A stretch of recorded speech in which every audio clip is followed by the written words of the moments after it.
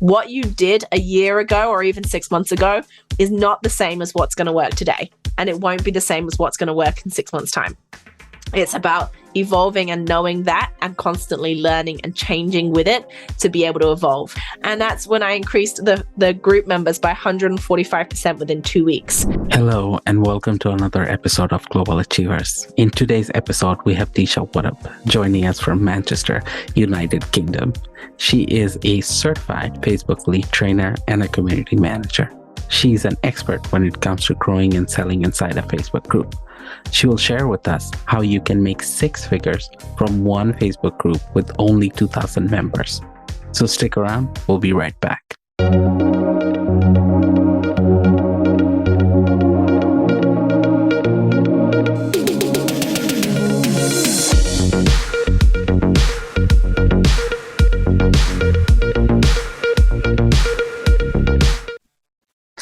Hello, Deasha. Welcome to the S Factor. We are very excited to have you here. You are obviously a certified Facebook lead trainer and community manager, and we're going to be talking about growing and selling inside a Facebook group, all that stuff. But let's just go back a little bit and let's start from 2016. And I believe that's when you first started your own business, correct? Yes, 2016 when I launched Social Treats. Okay, perfect. And could you just walk us through your journey after that? Yeah, so I actually started Social Treats whilst I was house sitting in Asia. I decided that I needed to create a business that was going to allow me some more flexibility and more freedom in my life rather than working for somebody with restricted holiday hours and days.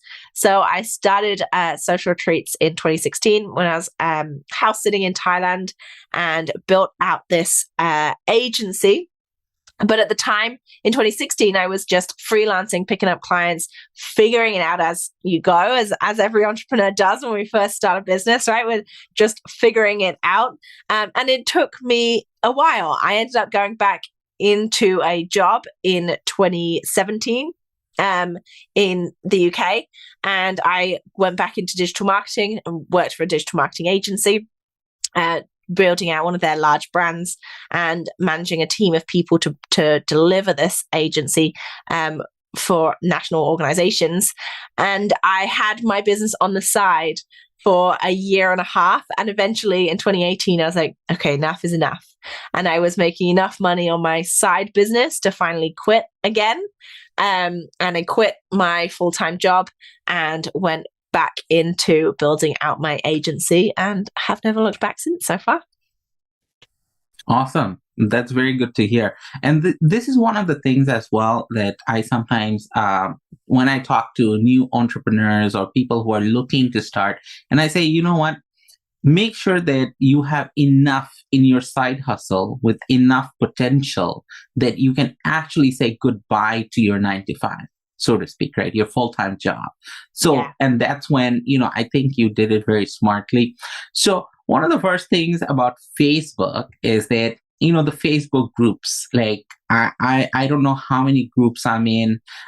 So what sort of directed you, or what led you to this path where you thought that, Facebook groups, I can monetize these things? Yeah, so it started off with what I was doing freelancing and working with other businesses. And I was working primarily with wellness entrepreneurs, holistic practitioners.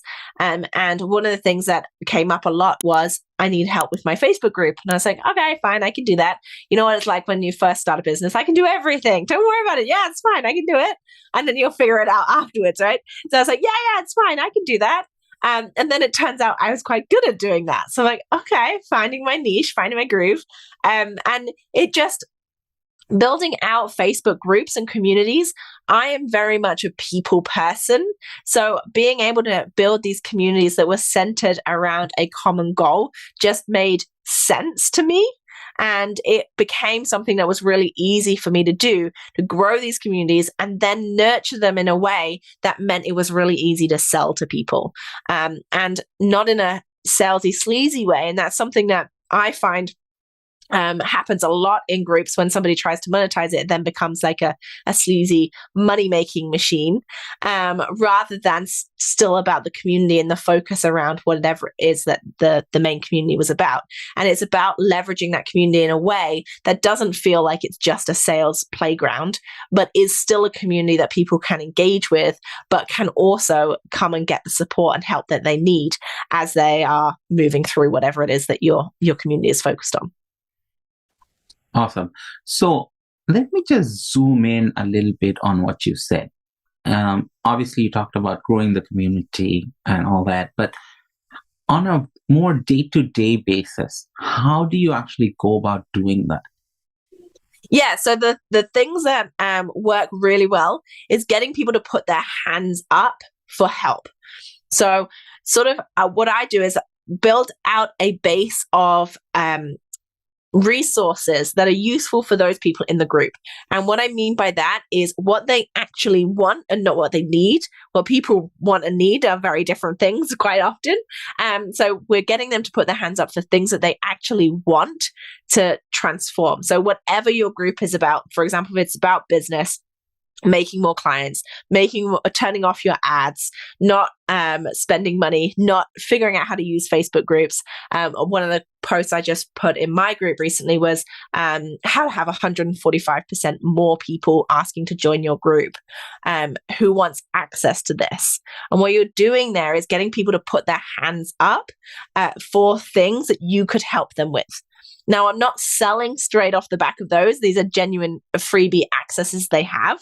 But off the back of that, I can then find out if they have any other needs, if they need anything else that I could support them with, and we can move them into a higher ticket option off the back of that. So what you're doing by getting people to put their hands up is knowing who exactly in your community needs help with that specific area, and then delivering that help, and then offering if they need some more support as well.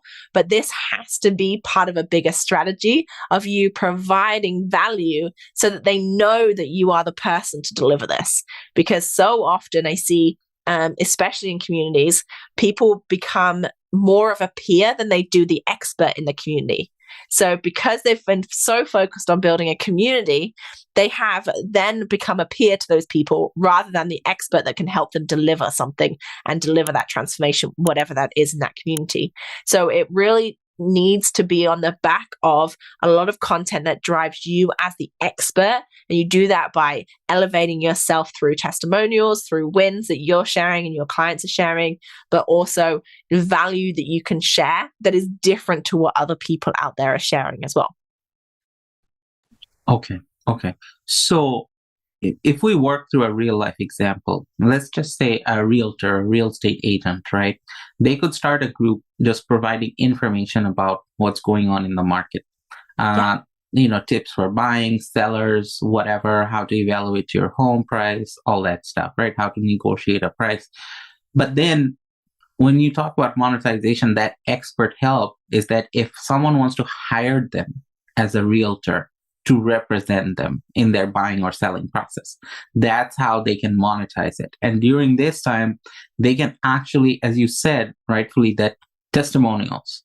Obviously, they're working with other clients and such, so they can have those wins and those testimonials posted on the group, not in a very salesy way, but in a way that, you know what, this is what I was able to achieve for my client. Right? Exactly. Yeah. So in the state of real estate agents, you could showcase houses that you've sold. Like, look at this. We just sold this house on this street. How awesome is this? This house is going for sale. Those sorts of things you can sort of shout about. We got over asking price for this property. We sold this within 3 weeks. Yay. Those sorts of things that you can shout about that are projecting what you're good at without being like, come buy from me straight after it. You're just saying, yay for us. How cool is this that we sold this in that time for over asking price? And then not asking for a sale off the back of it. And then people subliminally are like, oh, yeah, they're quite good at their job. They seem to be doing well. I think maybe when we're ready to sell our house, we should go with them because they're not asking for us to buy from them. They're not being pushy, but they're also showcasing how good they are at what they do. Okay. All right. Perfect. So, going back to the beginning, so to speak, let's say I open a group today, right?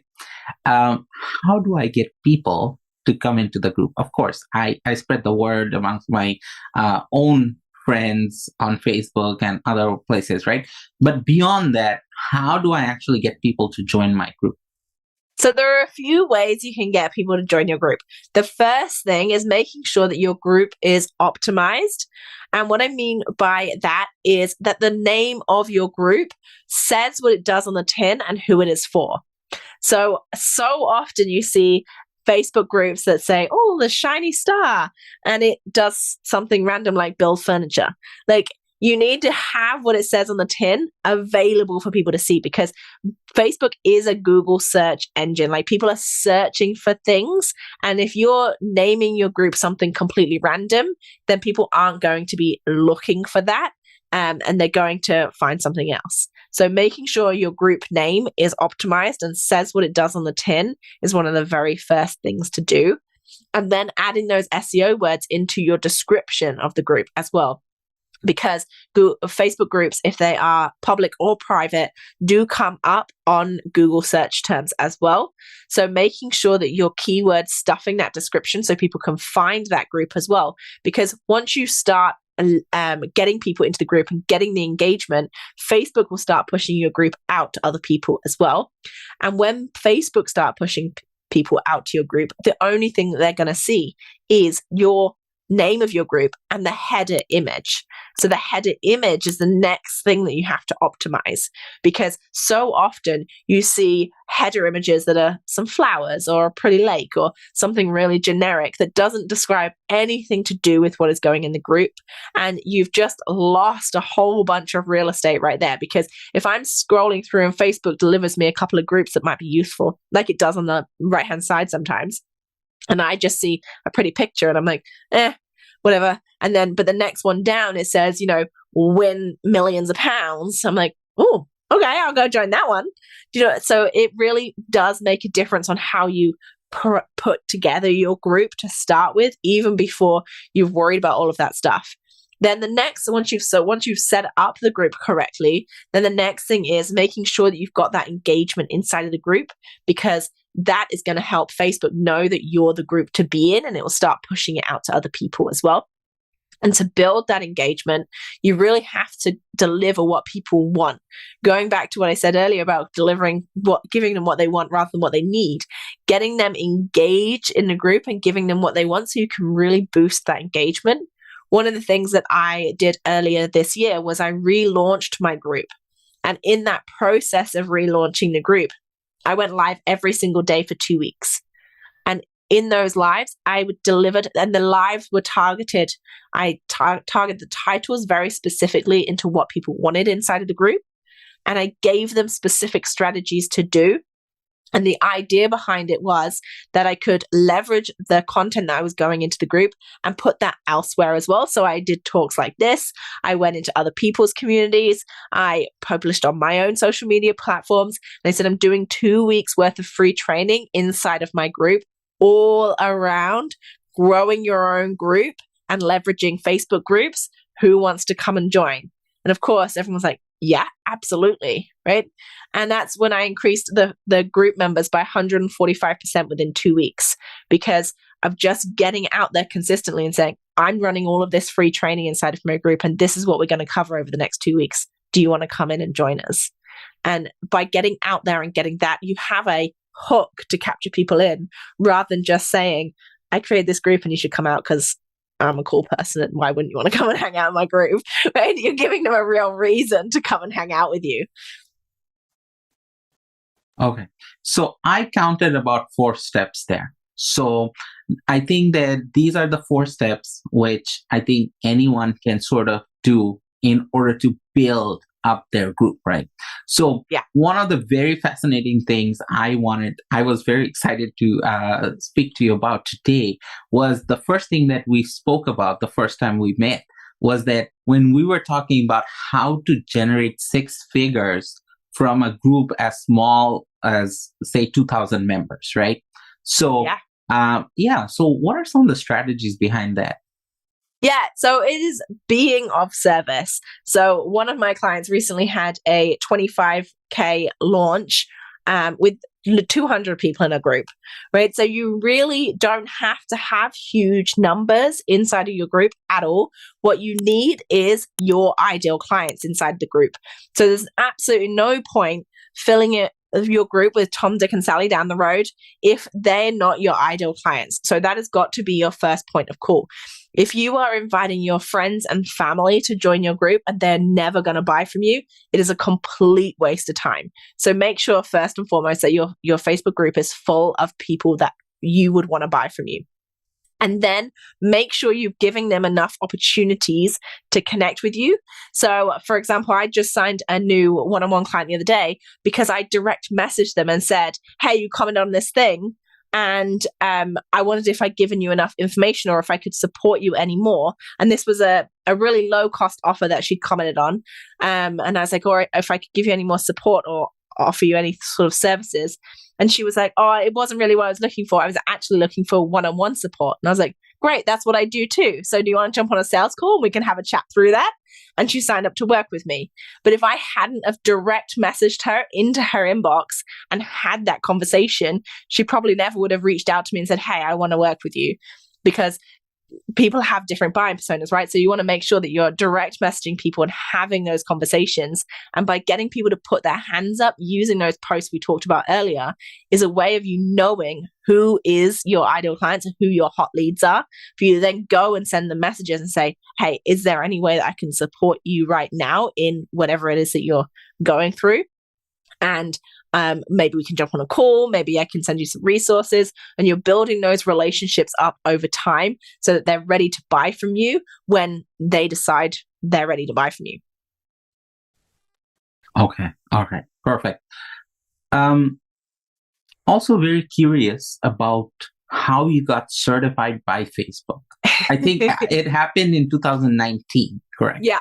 And before reading your profile, honestly, like I've been using Facebook since whenever, but I've never come across this particular certification. And that's the other thing which I was very curious about, and I'm sure a lot of the audience is curious about as well. So tell us about your certification through Facebook.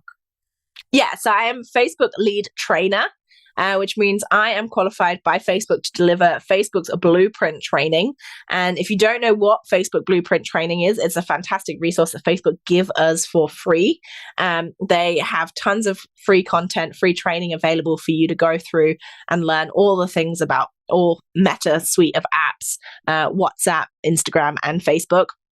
And how to integrate those and all the ads running around behind those as well. They also have certifications that you could do as well. So when you go through those blueprint training, you can then get certified in different areas within those. So the other thing I got certified, they launched a community management certification in 2020, I believe. Which I also certified in. And that has been rolling out. I think there's a few thousand certified community managers now worldwide.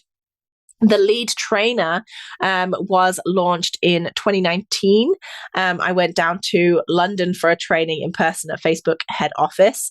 And I got invited to that because of my connection with Facebook groups and being a Facebook group leader of a lot of groups, because I was social media manager. So as an admin of a lot of very large Facebook groups, I was invited to Facebook's annual conference that they ran in Dublin. And so they flew me out to Dublin for 3 days, which was fantastic. All expenses paid, lovely weekend. And I met the right people. I got connected with Enterprise Nation, which is a national organization in the UK for training. They deliver small to medium business training across the UK. And I started training for them on behalf of Facebook. So you get the training, but can you leverage this certification for something?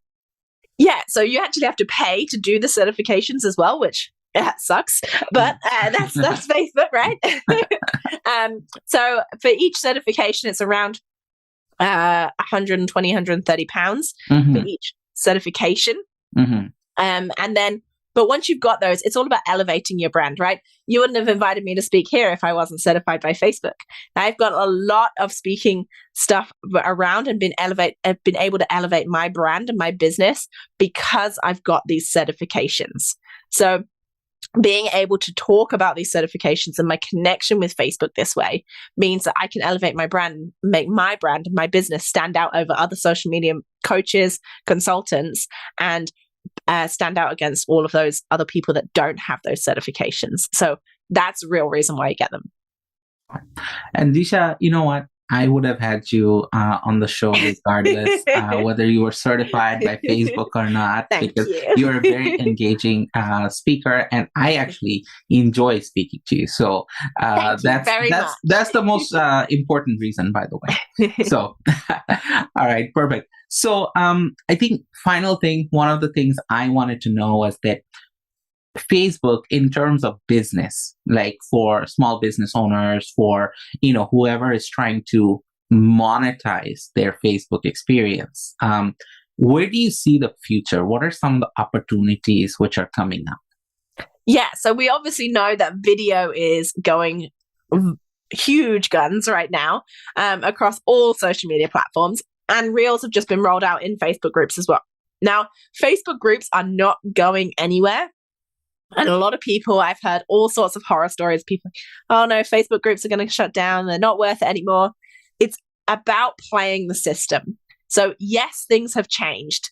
And yes, Facebook and all social media platforms are constantly evolving. And it's about learning to play the new system. What you did a year ago or even 6 months ago is not the same as what's going to work today. And it won't be the same as what's going to work in 6 months' time. It's about evolving and knowing that and constantly learning and changing with it to be able to evolve. Facebook groups and video is going to be absolutely huge. And if you can leverage your time on Facebook, because we all know that social media is a time suck, right? How often do we sit there scrolling aimlessly and realize you haven't done any work in an hour? Just be productive and actually be targeted with your time and leverage the time that you're spending on Facebook to network cleverly rather than wasting that time. And doing that through video and leveraging other people's audiences is much better than you aimlessly scrolling through the feed. All right, makes sense. I mean, that's a mental note for myself more than anything else, I think. Yeah, if you need a plugin, there is a plugin called that stops the scroll. Oh. Yeah, so it doesn't have your news feed up on Facebook when you go onto Facebook. Mm-hmm. So I'd absolutely recommend that on Google Chrome, and install that so you don't see your news feed on your computer. If I pick up my phone, I know I'm aimlessly scrolling because I'm going to go through the news feed. But if I'm on my desktop, I can't see my news feed, so I can't aimlessly scroll for hours. Good one. Good tip for everyone. Perfect. Deasha, you've added so much value here for the audience. Please tell us how people can find you.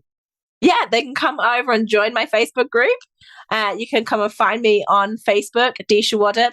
There are not many of me anywhere, so you can definitely come find me. My website is 𝗧𝗶𝗺𝗲 and I'm on Instagram as well. You can come find me there too. Yes, and all that will be in the description below. So thank you so much again for your time today. And you were the first guest for the Global Achiever series from the UK. I know you're joining us from Manchester, so it was a real pleasure having you. And of course, I wish you all the best. Thank you very much. It's a pleasure to be here. Thank you.